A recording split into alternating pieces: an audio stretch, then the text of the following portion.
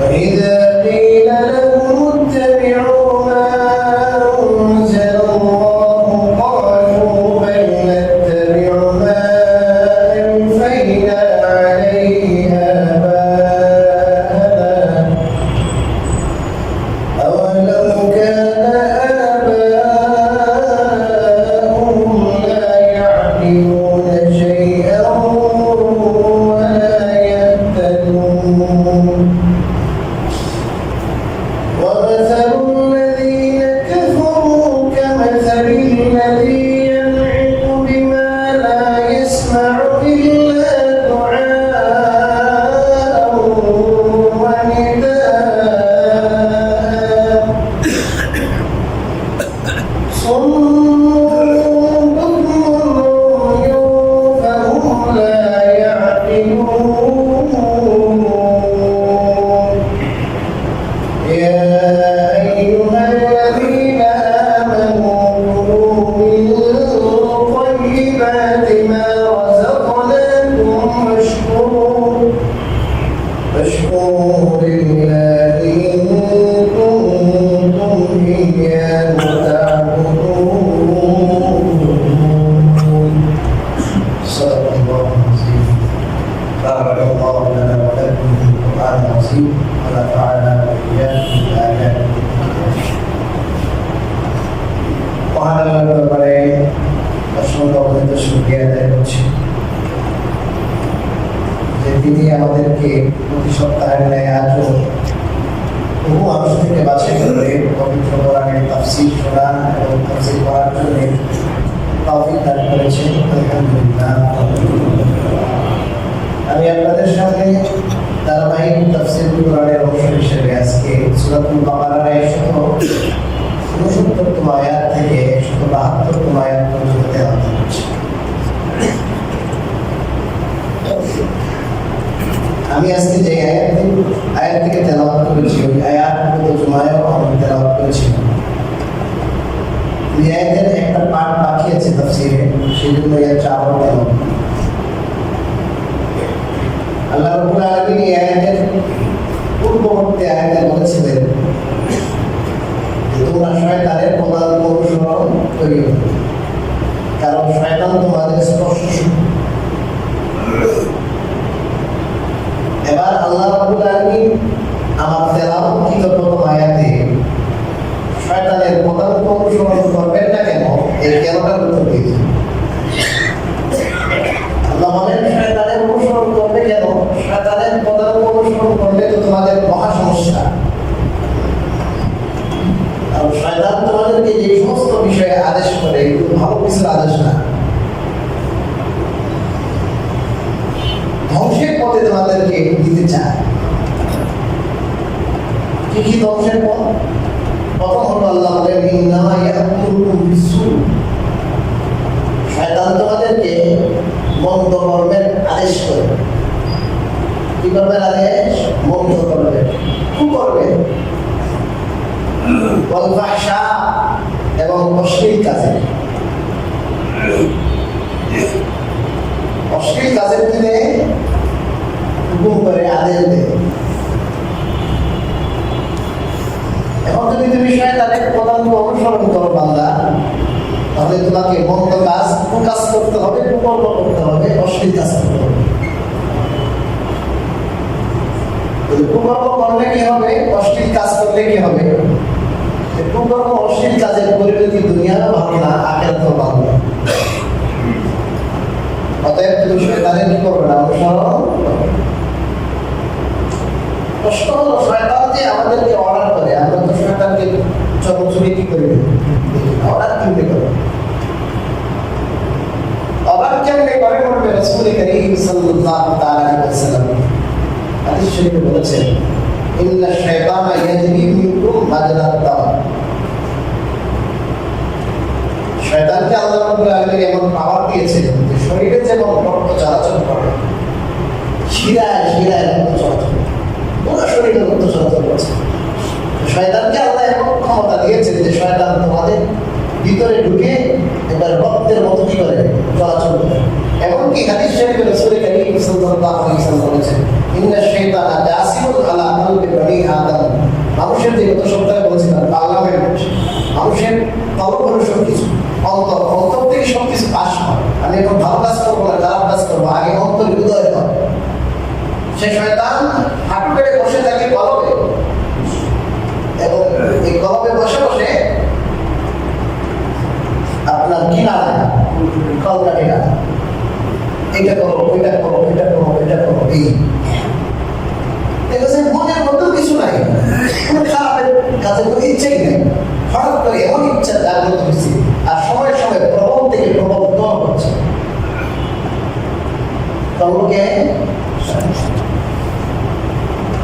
আল্লাহ বলেন শয়তানের পদার্থ অনুসরণ করিও না, শয়তান তোমাদেরকে মন্দ কর্মের হুকুম করে, শয়তান তোমাদেরকে অশ্লীল কাজের হুকুম করে। এখন যখনই কোনো অশ্লীল কাজ মনে চাইবে, কুকর্ম করতে মনে যখন চাইবে,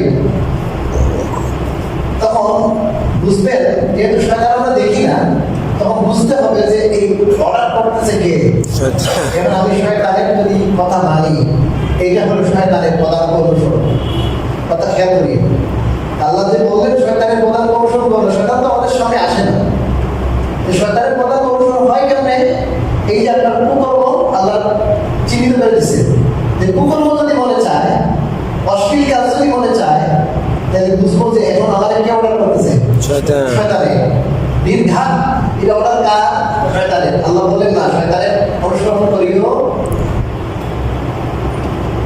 আচ্ছা, আরেকটা বোঝার উপায় আছে। রাসূল কারীম সাল্লাল্লাহু আলাইহি ওয়াসাল্লাম বলেছেন, এই যে আমাদের মুসলমানদের অন্তরে কিন্তু পুষ্টি পাবে। কোনো মানুষ যদি গোনা করতে করতে করতে করতে, অশ্লীল কাজ করতে করতে, মন্দ কর্ম লাগাতার অবিরত করতে করতে তওবা করে, এমন অবস্থার যদি সৃষ্টি হয় তার, যে সেগুলো ভালোকে ভালো মনে করে না, মন্দকে মন্দ মনে করে না, ওই পর্যায়ে যদি কোনো মুসলমান চলে না যায়, তাহলে যে কোনো অশ্লীল কাজ, খারাপ কাজ, সে তার শাহওয়াত এবং খায়সাতের প্রাবল্যের কারণে,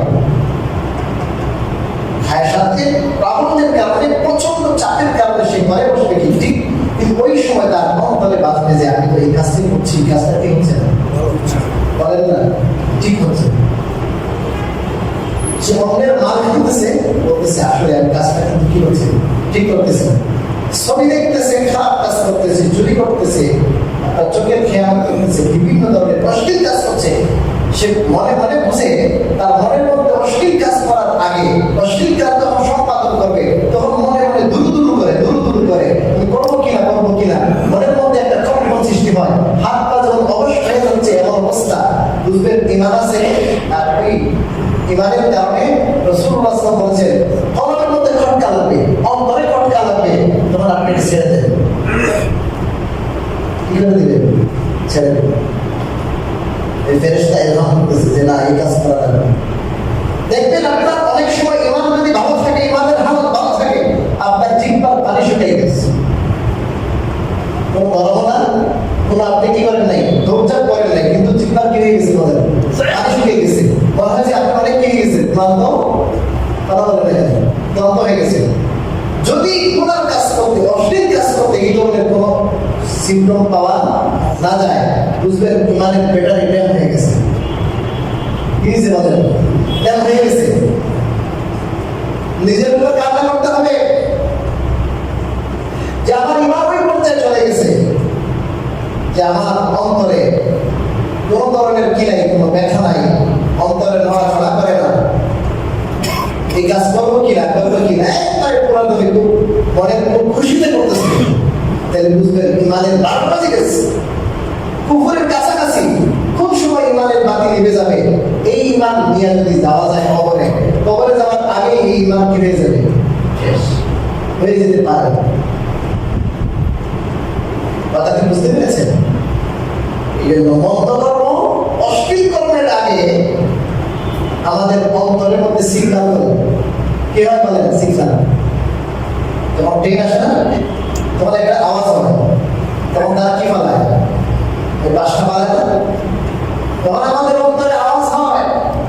সেই আওয়াজটুকু উপলব্ধি করতে হবে, উপলব্ধি করে ওই গুনার কাজ ছেড়ে দিতে হবে। যদি ছাড়তে পারি, তাহলে এই আয়াতের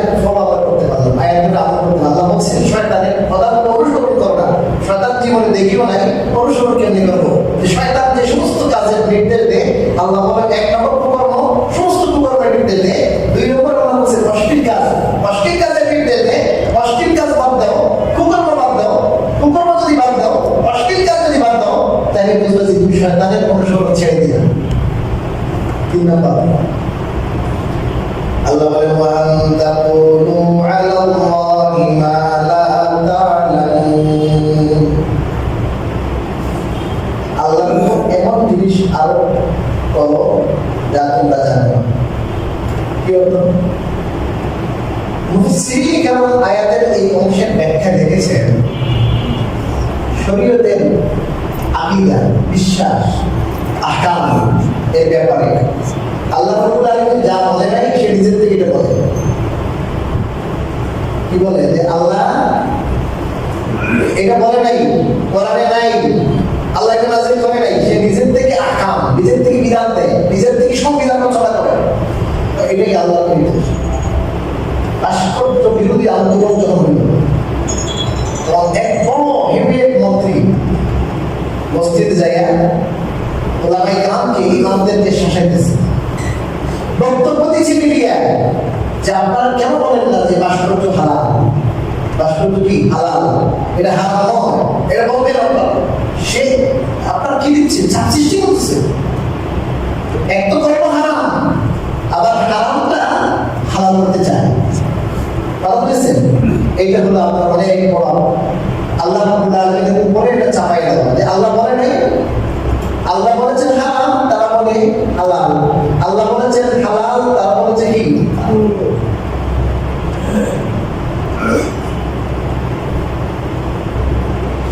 এটা অনেক বড় জিনিস। শরীয়ত না জেনে, দ্বীন না জেনে, আল্লাহর বিধান না জেনে কোনো কথা বলে দেয়। ইমাম মালিক রাহিমাহুল্লাহর কাছ থেকে অনেক 6 মাসের দূরত্ব থেকে দূরে আছে। হযরত আপনার কাছে এই জিনিস জানতে চাই, আমার এটা জানা নাই, আমি এখন বলতে পারবো না। ইমাম মালিক বলতেছে তোমার তারা আছে, তোমার তারা থাকলে কি হবে? আমার তো জানা নাই, আমাকে জেলে করতে হবে। ভাই তোমাকে তো আমি কি করে নেই, ডাকে আনি নাই, তোমাকে বলে নেই, তুমি নিজের থেকে এসেছো, অনেক দূরের থেকে এসেছো। আমি যেহেতু আমি এগুলো জানি না, আমাকে জানতে হবে, আমাকে গবেষণা করতে হবে, তারপরে তোমাকে আমি কি করতে পারবো। আমরা তো একটা ছোট বই পড়ছি, একটা বাংলা বই পড়ছি, হাদিসের ব্যাখ্যা কে লিখছে না লিখছে কিছু পড়ার পরে দেখি ফতোয়া দিয়ে দিই। ফতোয়া দিয়ে দিই। আমার উস্তাদ দারুল আলমের বিশ্ববিখ্যাত মুহাদ্দিস ফকিহ আল্লামা মুফতি সাঈদ আহমদ বাবুরি রহমাতুল্লাহ, যিনি একদিকে তাওরাত হাদিসের মধ্যে 1 নম্বর হয়েছে দেওবন্দে, আবার ইফতা করতেছেন, মুফতি হইতেছেন, 1 বছরের মুফতি হয়েছেন। তারপরে গভীর রাত্রে উনি ডেইলি 5 পৃষ্ঠা করে কোরআন শরীফ মুখস্থ, একদিকে মুফতি হইতেছে, 5 পৃষ্ঠা করে ডেইলি মুখস্থ করতেছে, এত মেধাবী। তো মুফতি সাঈদ আহমদ বাবুরি রহমাতুল্লাহ দারুল কিছুদিন মুফতিও ছিলেন, কিন্তু শেষ সময় তিনি শাইখুল হাদিস হয়ে গেছেন। ইফতা, ফতোয়া দেওয়া এই কাজ উনি নেননি। তো ওনাকে যখন কেউ মাসালা জিজ্ঞাসা করতো, তখন উনি বলতেন ভাই দারুল ইফতারে যা, আমাদের এখানে দারুল ইফতা আছে, ফতোয়া বিভাগ আছে, ওখানে যে জিজ্ঞেস করো। এত বড় মুফতি, এত বড় শাইখুল হাদিস, তিনি বলেন যে ভাই এই মাসালা ওখানে জিজ্ঞাসা করো, আমাকে বললে আমি হয়তো একটু বেশ করে পারবো, যেহেতু এটা বর্তমানে আমি এটা নিয়ে এখন চর্চা করছি না বেশি একটা, অতএব তুমি ওখানে চলে যাবো। অনেক সময় আমাদের বলছে ক্লাসে তিনি হাজার হাজার পৃষ্ঠা লিখেছেন, সব দিনের যত বিষয় আছে সব বিষয়টার কিতাব আছে, সব বিষয়। বুখারী শরীফের উপর তার 12 খণ্ডের কি আছে, ব্যাখ্যা আছে বুখারী শরীফে। তিরমিজি শরীফের 8 খণ্ডের ব্যাখ্যা আছে। আহকামে শরীয়তের রুমুজ, রহস্য, বিধিবিধান আল্লাহ দিলেন, এটার পিছনে রহস্য কি, এর উপরে তার 3500 পৃষ্ঠা কিতাব আছে। বিশ্ব বড় একজন ব্যক্তিত্ব, এক ব্যক্তিত্ব, তিনিও ফতোয়া দিতে দরবার চিন্তা করেন। আর আমি কয়েকটা ছোট বই বাংলা বই পড়ে ফতোয়া দিতেছি। অনেক সময় ইমামদের সাথে লেগে যায়, এই হুজুর আমি এটা পাইছি, এখানে এটা পাইছি, ওইটা পাইছি।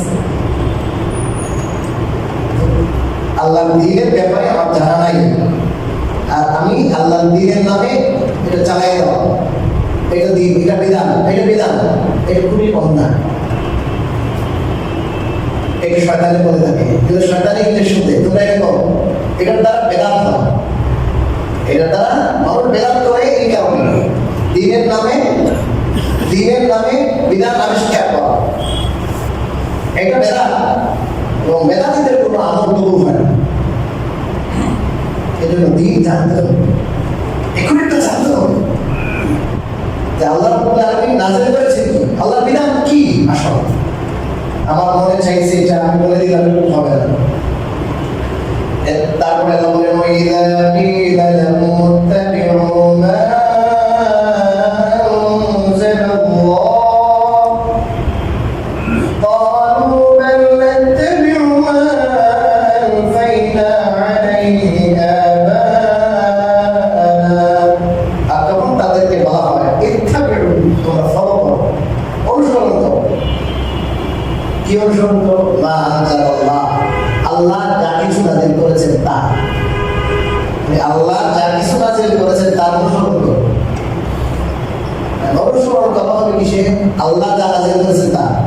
আর এখন আমাদেরকে সবক শোনানো হচ্ছে কি, আমরা যেটা সংবিধান করবো, আমরা যেটা আইন করবো, এটা আমরা। আল্লাহ বললেন যে যখন তাদেরকে বলা হয় আমি আল্লাহ যা নাযিল করেছি, আল্লাহ যা নাযিল করেছেন এটাকে অনুসরণ করো, তখন তারা কি বলে শুনেন? তখন তারা বলে قالوا بل نتبع ما ألفينا عليه آباءنا। তখন তারা বলে না, বরং আমরা অনুসরণ করব যার উপরে, যে পথের উপরে আমরা আমাদের বাপ দাদাদেরকে পেয়েছি ওই পথে, যে তরিকা, যে পথ, যে মত আমাদের বাপ দাদা অবলম্বন করে আসছে, বাপ দাদাদেরকে যেটা করে পেয়েছি ওটাই আমরা মানব, ওটাই বলবো। তারা দিন মানবে না। আল্লাহ যেটা বিধান হিসেবে আল্লাহ নাযিল করলেন মানুষের কল্যাণের জন্য, মানুষের কল্যাণ নিশ্চিত হবে। আল্লাহ যেটা জানেন মানুষের কল্যাণ কোন জিনিস, তো মানুষের কল্যাণ নিশ্চিত করার জন্যই, মানুষের ফায়দার জন্য, মানুষ যেন সফল হয়, মানুষ যেন দুনিয়াতে শান্তিতে থাকে, এই জন্যই মানুষের জন্য আল্লাহ তাআলা আসমান থেকে রহমত হিসেবে আল্লাহ যে বিধান নাযিল করলেন, এটার মধ্যে মানুষের কামিয়াবি, এটার মধ্যে মানুষের শান্তি, এটার মধ্যে মানুষের নিরাপত্তা, এটার মধ্যে মানুষের পুরো পৃথিবীর মানুষের ইজ্জত। কিন্তু তারা এই দাওয়াত যখন পায় তখন বলে না না না, যে তরিকা, যে সিস্টেমে আমার বাপ দাদারা চলে আসতেছে ওই সিস্টেম, ওই তরিকা ছাড়া এই নতুন তরিকা যেটা তুমি নিয়ে আসছো হে নবী, এটা আমরা মানতে পারবো। এবং আল্লাহ বলেন বাপ দাদাদের তরিকা, এটা কোন তরিকা দেখেন? أَوَلَوْ كَانَ آبَاؤُهُمْ لَا يَعْقِلُونَ شَيْئًا وَلَا يَهْتَدُونَ। আচ্ছা, আল্লাহ আওয়ালাউ কানা আবাউহুম লা ইয়াকিলুন, যদিও বা তাদের বাপ দাদারা লা ইয়াকিলুন শাইআন, কিছুই বুঝে না, ওয়ালা ইয়াহতাদুন, এবং তারা পথপ্রাপ্ত না, এদের বুঝ নাই আর কিও নাই, এরা পথপ্রাপ্ত। তাহলে আল্লাহ কোথায় কি? গ্রামের ভাষায় কি বলে? আল্লাহ এই বাপ দাদার বেকুব ব্যাখ্যা, বাপ দাদারা যদি ব্যাখ্যা হয়, জাহেল হয়, কম্পের হয়,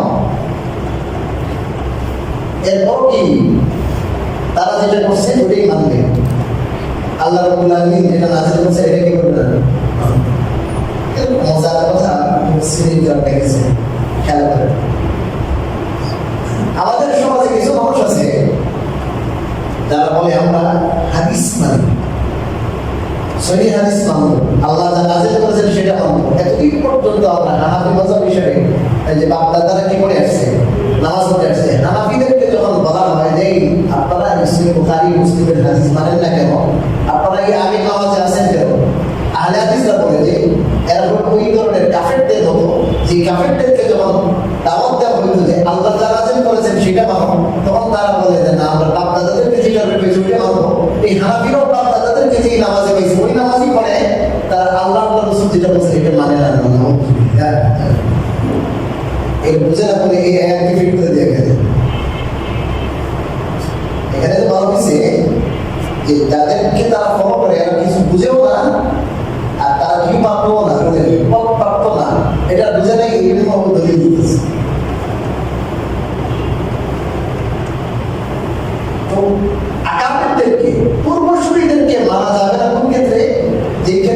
তারা যে পথে আছে ওই পথের কোনো ভিত্তি নাই, এই পথের কোনো কি নাই, ভিত্তি নাই, আমাদের জ্ঞান নাই, আকল নাই।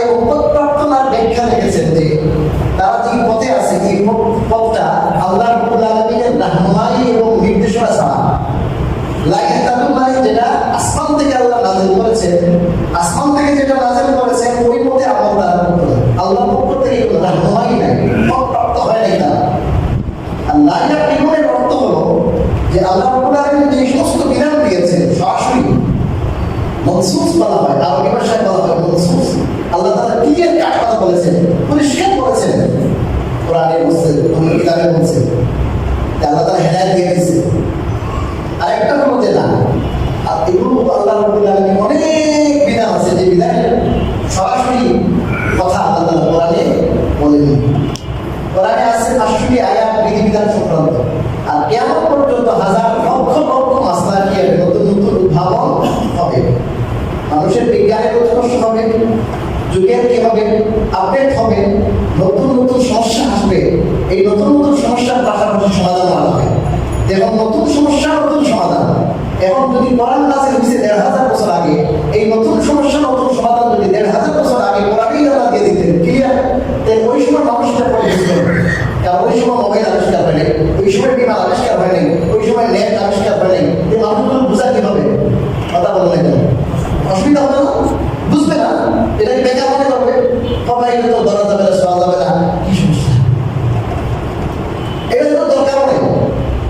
এই জন্য আমরা বলে রাখি, এবং এটা এমন বড় হবে, এটা লক্ষ লক্ষ ভলিউমের হয়ে যাবে, যেমন তখন এটা মাহজুব হয়ে যাবে, এটা মানুষ ধরবে না, এটা ছেড়ে দিবে। এত লক্ষ লক্ষ ভলিউম, কেমন পর্যন্ত যত মাসলা, সমস্ত মাসলার সমাধান একবারে তফসিলের সাথে, ব্যাখ্যা বিশ্লেষণের সাথে সব আছে, অনেক ভলিউম হয়ে যাবে। এই জন্য আল্লাহ রাব্বুল আলামিন তার হিকমত অনুযায়ী কিয়ামত পর্যন্ত যত নতুন নতুন সমস্যা আসবে, সবগুলো সমস্যার সমাধান আল্লাহ দিয়েছেন কোরআনের মধ্যে গুণগুণভাবে।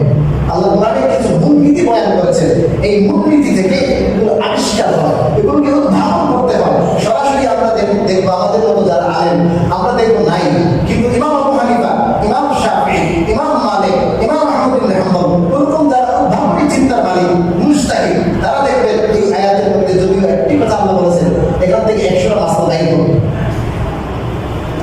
যে সমস্ত মাসলা মাসাইল, যে সমস্ত সমস্যার সমাধান আল্লাহ কোরআনে ক্লিয়ার বলেন নাই, কিন্তু মৌলিকভাবে মূল কথা আল্লাহ বলেছেন। এই মূল কথা বলেছেন, এই মূল কথা থেকে কিয়াস করতে হবে। আকল খানায় কি করতে হবে বলেন? কিয়াস করতে হবে।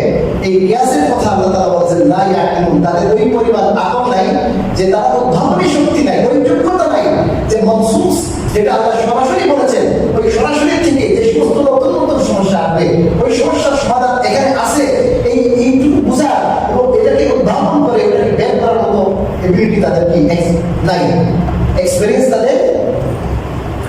কথা কি বুঝতে পেরেছেন? এখান থেকে কিন্তু সেটা বুঝে আসে, এখান থেকে কিয়াস বুঝে আসে। তাহলে আমরা যে ইমামদেরকে মানি, এই ইমামদের মধ্যে দুইটাই আছে। ইমামরা সরাসরি যে সমস্ত মাসালা কোরআনে আছে, হাদিসে আছে, এগুলো বলে দিয়েছে। আর যে সমস্ত মাসালা হাজার হাজার মাসালা কোরআনেও নাই, পরিষ্কারভাবে হাদিসেও নাই, এই সমস্ত মাসালাগুলো কোরআন এবং হাদিসে যে সমস্ত মাসালা সরাসরি এসেছে, ওই সমস্ত মাসালা থেকে, ওই সমস্ত কুল্লিয়াত থেকে, ওই সমস্ত কায়দা থেকে, ওই সমস্ত মূলনীতি থেকে উদ্ভাবন করার মতো ক্যাপাসিটি ওই সমস্ত ইমামদের আছে। অর্থাৎ আমরা যে ইমামদেরকে মানি, আমরা যে পূর্বসূরীদেরকে মানি, তাদের মধ্যে এইটা আছে, এই দুই গুণ আছে। আর আল্লাহ বলেন এরা ওই দুই গুণ থেকে খালি, এই দুই গুণ থেকে শূন্য। এদের কাছে না আসমানি হেদায়েত আছে, আর না আসমানি হেদায়েত থেকে উদ্ভাবন করার মতো আকল আছে। এরপর আল্লাহ তো ওদের কি করে, ইক্তেদা করে, অন্ধ তাকলিদ। এবার আপনারা কথাটা কি বুঝতে পারছেন? এক কথায় আল্লাহ বলছেন অন্ধ ড্রাইভারদেরকে কি করা যাবে না, ফলো করা। অন্ধ ড্রাইভার যে কি করে না, দেখে না, অন্ধ ড্রাইভার যে দেখে না, তার পিছে যদি বসেন কি করবেন আপনি? সে নিজে অ্যাক্সিডেন্ট করবে, গাড়িও শেষ, আপনি যে বিষয় করছেন আপনারও শেষ। আর যদি চাক্ষুষমান হয়, চাক্ষুষমান যদি ড্রাইভার হয়, তার যোগ্যতা থাকে, তাহলে তো তার পিছনে আপনি বসবেন। বরং যদি আপনি ড্রাইভিং না জানেন, আপনার যদি সেই যোগ্যতা না থাকে, তাহলে আপনি বুঝতেই হবে। আপনার যদি যোগ্যতা না থাকে, আপনি নিজে ড্রাইভ শুরু করেন, আপনি বলবেন আপনার প্রতি অনেক পথছাই, অনেক কি করবেন, মারবেন, গাড়ি শেষ করবেন। তাহলে আমাদের সেই যোগ্যতা নাই। অতএব আমরা কি করতে হবে? ইমামদেরকে সূরা ইউসুফে আল্লাহ রাব্বুল আলামিন ওই যে স্বপ্নের তাবির জানার জন্য আসছিল, স্বপ্নের তাবির জানার জন্য আসছিল ইউসুফ সব জেলখানায়, তখন তাদেরকে তিনি প্রথমেই কি দেন না, তখন জেলখানার ভিতরেই ছিল, তারা স্বপ্নে দেখছে দুইজনে, দুইটা স্বপ্ন দেখছে, বললেন যে ব্যাখ্যাটা কি বলেন। তখন তিনি ব্যাখ্যা বলার আগে তাদেরকে দাওয়াত দিয়েছেন ইমানের। এই দাওয়াত দেওয়ার সময় বলছেন إني تركت ملة قوم لا يؤمنون بالله وهم بالآخرة هم كافرون। যে আমি ওই সমস্ত মানুষের মিল্লত দিন ছেড়ে দিলাম যারা আল্লাহতে বিশ্বাস করেন এবং আখিরাতকে তারা অস্বীকার করে। এবং এরপরে আমরা বলেছেন ওয়াত্তাবা'তু মিল্লাতা আবাই ইব্রাহিম ওয়া ইসহাক, ওই ওদের মিল্লত ওদের ধর্ম আমি বাদ দিলাম, কিন্তু আমি আমার পিতৃপুরুষ ইব্রাহিম ইসহাক তাদের ফলো আমি, তাদের ধর্মকে আমি অনুসরণ করি। ইব্রাহিমকে যে ধর্মে পেয়েছি, ওনার যে মত, ওনার যে পথ, ওনার মতকে আমি ফলো করি। বুঝার কোনো ফল না করার কথাও আছে, ফলো করার কথাও আছে। ভিত্তিহীন জিনিসে ফলো করা যাবে না, আর যার ভিত্তি আছে সেটাতে ফলো করা যাবে উপায়ও নেই। আমার সময় শেষ হয়ে গেছে, কথাটা বুঝা অনেক প্রয়োজন ছিল। বলেন হুজুর, আল্লাহ রাব্বুল আলামিন বলেন সময় তো শেষ, আমার মেহমানও দুজন আসছে দূর থেকে। আল্লাহ রাব্বুল আলামিন এই যুগে যুগে মানুষের হেদায়েতের জন্য যে কোনো কিতাবুল্লাহ পাঠাইছেন। কি পাঠাইছেন বলেন? কিতাবুল্লাহ, আল্লাহ আসমানি কিতাব। এই কিতাবুল্লাহর সাথে সাথে কিতাবুল্লাহ পাঠাইছেন। কিতাবুল্লাহ শুনে পাঠাইবেন, যেমন হযরত মুসা আলাইহিস সালামের কাছে কিতাব পাঠিয়েছেন, সাথে মুসাকে পাঠিয়েছেন বুঝিয়ে দেওয়ার জন্য। এরকম সাহাবাইরা আরবি বুঝতেন, কিন্তু ওই সাহাবাদের কাছে শুনতে পাঠায় নাই, রাসূলের লাফতে পাঠাইছে। এই রাসূল বিখ্যাত বিশ্লেষণ করে হাতে কলমে তাদেরকে বুঝাইছে। অনেক জায়গায় তারা আরবি ভাষার পণ্ডিত হওয়ার বড় অনেক আয়াতের অর্থ অনুধাবন করতে পারে নাই, বুঝলেন? আল্লাহ রাসূল সেটা কি করছেন, ব্যাখ্যা করে দিয়েছেন। এবং তারপরে সাহাবা তাবিন হইয়া একটা শিক্ষা হাতে দীক্ষা, তালিমের সাথে তরবিয়ত এবং উস্তাদ সহ আসছে। এই কিতাবের তালিম, হাদিসের তালিম উস্তাদ ছাড়া আসে নাই, উস্তাদ সহ আসছে। অতএব দ্বীনের ব্যাখ্যা ওটাই নেবেন, ওটাই সহি, যেটার সাথে আপনার সঠিক কি থাকবে, উস্তাদ। সঠিক উস্তাদ ছাড়া আপনি যদি কি করতে যান, ফলো করতে যান, এদিক ওদিক হয়ে যাবে, অনেক সমস্যা আছে। এই জন্য রাসূলুল্লাহ সাল্লাল্লাহু আলাইহি ওয়াসাল্লাম একটা হাদিসে বলেছেন, আল বারাকাতু মা'a আকাবিরিকুম, খেয়াল করবেন যে বরকত হলো তোমাদের বড়দের সাথে চলার মধ্যে। তাদের সাথে বলবে বড়দের, তোমাদের আগেকার যারা ছিল তাদের পথ দিনের যেটা, তোমরা দিন বেশি বুঝবে না, ওনারা দিন বেশি বুঝেছে। এই হাদিস শরীফে বর্তমান যেটা চলতেছে না, পূর্বসূরি যারা এদেরকে গালিগালাজ করে, 1200 বছর পর্যন্ত হানাফি মাযহাব এবারে আমল চলে আসছে। রাসূলুল্লাহ সাল্লাল্লাহু আলাইহি ওয়াসাল্লাম কিয়ামতের আলামত হলো ওয়ালা আখির হাদিহি উম্মতি ওয়ালাহা, এই উম্মতের শেষে আসবে, শেষে আগে যারা গেছে এদেরকে লানত করে অভিশাপ করবে। রাসূলুল্লাহ সাল্লাল্লাহু আলাইহি ওয়াসাল্লাম অভিশাপ করেছেন। আল বারাকাতু মা আকাবিরকুম, আকাবিরদের সাথে বড়দের সাথে চলার মধ্যে বরকত, ওটার সাথে খায়। সব যুগে যে সমস্ত বড় ওলামায়ে কেরাম আছেন, মানবর ওলামায়ে কেরাম আছেন, তাদের সাথে চলার মধ্যে খায়। তবলিগের মধ্যে একটা ডিবেট হয়েছে, তো দেখেন তবলিগে আমাদের বাংলাদেশে বড় ওলামায়ে কেরাম কারা, মাওলানা জুবাইর সাহেব, রবিউল সাহেব, ওমর ফারুক সাহেব। আবার আরবিভাবে বিশ্বের মধ্যে কারা, মাওলানা সাদ সাহেব দাদা উস্তাদ, যিনি শাইখুল হাদিসের নেজামতে ওনার উস্তাদ, তিনি ওনার জন্মের আগে থেকে যিনি পড়তা আপনার তবলিগ করতেছেন, মাওলানা ইব্রাহিম সাহেব, আহমদ সাহেব, সবাই বড়। এখন আল্লাহ রাসূল বলেছেন আকাবিরদের সাথে বড়দের সাথে চলার মধ্যে খায়। ফলো করতে হবে আমাদেরকে, ফলো করা ছাড়া হকের উপর থাকা যাবে। কারণ কোরআনের মধ্যে যে আয়াতগুলো আসছে হকের কথা, কোরআন কিন্তু নিজে নিজে বলে না। কোরআনের নিজের কি জবান আছে? কথা বুঝলেন?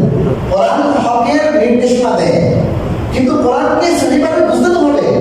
কোরআন একটি আয়াত, কোরআনের বিভিন্ন ব্যাখ্যা আছে, বিভিন্ন মুখ আছে।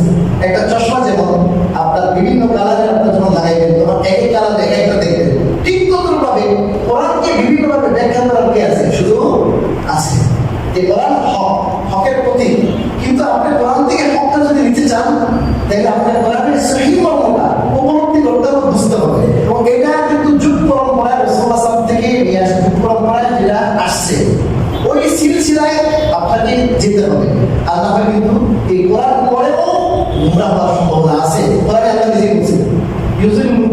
কাসীরা ওয়া ইয়াহদি বিহি কাসীরা।